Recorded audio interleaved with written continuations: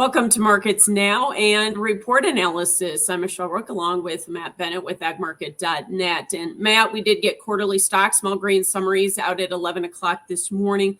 Let's talk about quarterly stocks for corn and soybeans. Looked maybe a little bit bullish on corn, a little bit maybe bearish on soybeans.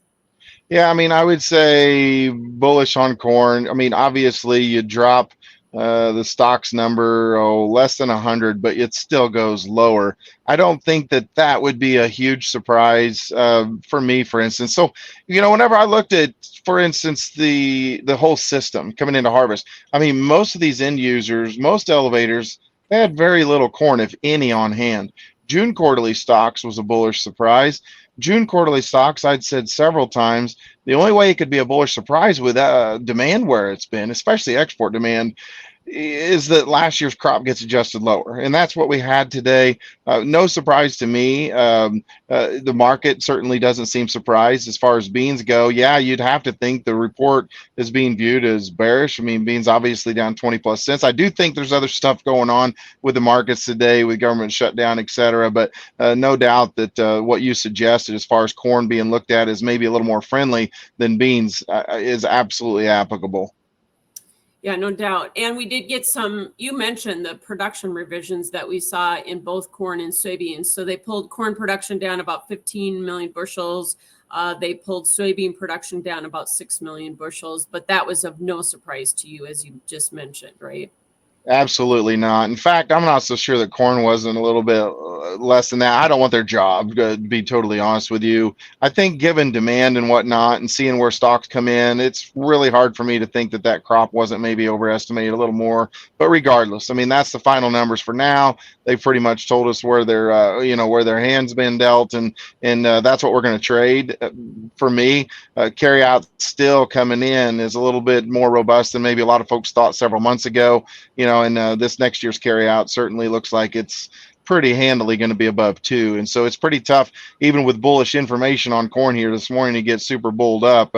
Hate to put it that way. Yeah. So wheat quarterly stocks came in at 1.78 billion bushels, pretty much as expected. But the all wheat number was actually up to a little over 1.12 billion bushels. And other spring wheat was actually up to over 505 million bushels. That was above trade expectations. Does that surprise you with what we have heard about yields coming out of especially North Dakota on spring wheat?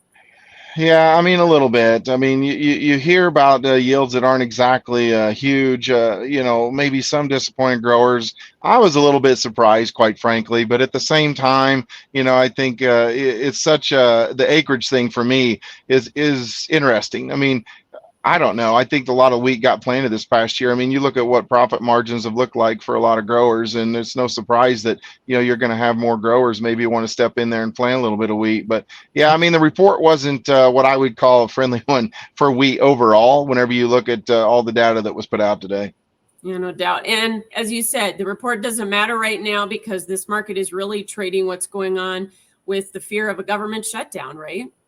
Oh, for sure. So with the government shutdown, I mean, it sure seems like a lot of money is being pulled off the table.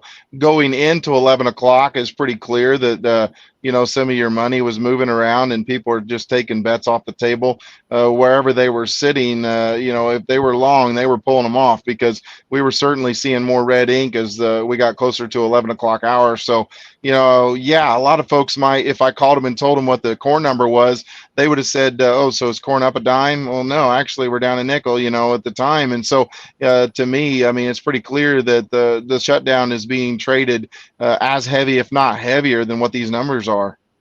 Yeah. And of course, we're in the onslaught of harvest, and you're in the cab today, the combine, and how are yields running? Good. I mean, we're doing really well. We're making good progress. Had some rain on Tuesday night into Wednesday morning.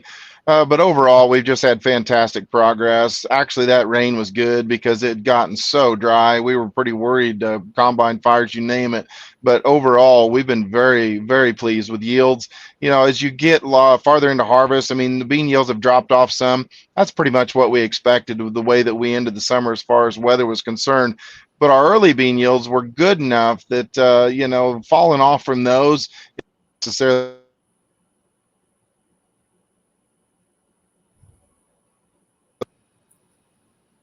Yeah, and Matt, you broke up there for a minute, but are you hearing from your clients more disappointment or more pleasant surprises? Yeah, I would say it's a mixed bag. It sure seems to me that as far as corn's concerned, there's a lot of folks that, in parts of the country that didn't get rain, they were sure hopeful that maybe they'd get a pleasant surprise and they didn't, and I'm talking, there's a couple of different areas distinctly in Iowa that people know about that, have been well reported on, and some of those guys are definitely, and gals are looking at well under APH type levels. Whereas in other areas, people were very pleasantly surprised. I think well-timed rain events this summer actually helped folks that maybe were even in a drought area produce APH and above yield. So I feel like it's a very mixed bag for the time being. I don't think that I can establish a major trend.